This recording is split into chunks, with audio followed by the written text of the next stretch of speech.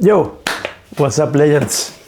Today we are going to have a look at this Leato MS02 wireless in-ear system. First of all, what's an in-ear monitoring system? Through one of these, basically you can send a mix from your mixer, for example, in a band setup, and through the transmitter receive it in your receiver, which is usually on your guitar or bass strap or somewhere near to you, and have a mix in your in-ears where you can set up everything how you like, having a silent stage, avoiding feedback. So I recently joined a band here in Germany where I live right now. Before 2020 I was a professional musician in Spain. I was doing tours, doing sessions, playing with pop artists, doing cover bands, so on. Although some of my bandmates used to have an in-ear, I always prefer having stage monitor to have that feedback and volume and feeling all the air moving around me. That was something that I really loved and made me connect with the stage environment. But in this new band, everyone is using in-ears, and I felt kind of out of place. So I decided to try one. I'm not sure how to feel about in-ears because, as I said, somehow it made me feel disconnected. I know this is probably a mind trick of myself, just to have volume on stage and to feel the air moving around. But yeah, let me know if you felt something like that before, because I heard it many times. Musicians preferring monitor over in-ear. For this simple reason, I didn't want to make a huge investment on this wireless in-ear monitoring system, so I went online and I started searching for options. And here is where this Leato MS02 appears in the scene. I have to say that it is not the cheapest option. There is a cheapest option, is the Leato MS01, although I couldn't find it in Germany, and I went for this. Also, it looks more pro in a way to me. The Leato MS02 offers a 2.4 GHz wireless connection, and they say the latency is below than 4.5 milliseconds. So they are supposed to have a range of around 30 meters, okay? I have to say that I didn't test walking 30 meters away from the transmitter, but I did walk a good 5-10 meters, and there was no cut in the signal, even with walls in between. I've read people online complaining about that if there is a body in between, the sound will get cut. Not in my case, not for now. Next week I have a gig, and I will test them in a live scenario. That's the real deal. So let me know in the comments if you want to know how it went, and I can make another short video. It's equipped with a rechargeable built-in battery that, according to the manufacturer, it lasts between 6 and 8 hours. And here comes my first really good impression about this piece of equipment. I received this last week, Saturday, and I tested it on a rehearsal. I have to say that I didn't charge this. This came from factory with 3 dots of 4 in the visual indicator, and we did rehearse for a good 4 hours, and look, we are still on half battery. So this is something cool that make me trust this equipment, even though it's very cheap. I paid for this Leato MS02 €50, so I think for the price range is unbeatable. So we mentioned a bit of the specs. Now let's check the devices themselves. Let's start by the transmitter. Okay, you can see here it says transmitter. It has a visual indicator.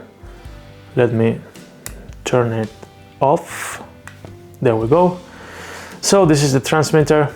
We have a charging dock and an input to receive from your mixer or whatever sound font or device. Here on the side we have a stereo pairing, a mono pairing, a pairing, which I don't understand because this also acts as a pairing, and a mute function. Now let's have a look at the receiver. Here we have it. We have similar buttons. We have the output for your headphones, so your transmitter will send the signal here to your receiver, and from your receiver, which you will clip on your back pocket or your guitar strap, whatever, goes to your in-ears. We have the pairing for the stereo, the mono, another pair, and we have more volume and less volume to adjust to your taste, so you don't need to go to the mixer and start touching the faders. You can, with a click, adjust it here. Here is the clip also. It's nice and sturdy, really cool. On the other side we have nothing. So far so good, a really positive experience. Now we will go with the only downside I can find in them. Okay, sometimes when I want to feel if the bass is correctly situated and it's powerful and so on, I usually switch to mono, because I have the sensation that with mono you can feel better the bass, even though this is supposed to be a monitoring system, not mixing system or mastering system or whatever, but I feel like having a good mix in your ears makes you play better. Okay, yeah, when switching you cannot switch automatically, so let me demonstrate. To pair them, we will turn them on, just clicking into the mono, both at the same time. Okay, they will start blinking, and at some point they will connect. Now they are connect. You can see the color is blue, as here mono is blue. Okay, let's say I go into mono, I start making my in-ear mix, the bass feels correct, everything feels good, I hear myself correctly. Okay, now I want to go to stereo to set up my reverb or my delay. Okay, my intuition tells me, okay, I will click here, both in stereo, and I will go to stereo. Nope, you have to turn them off. They will be off. Now turn them on in stereo, let them find each other, and now we're good to go. Now we have a stereo. So this is one downside for me. This is actually the only one downside for me. I didn't experience any glitch, I didn't experience any weird sound or artifact. Really recommended. In the box we also have included a dual charging cable, so this is like a Y cable from USB to USB-C. It's not even unboxed, I didn't charge it yet.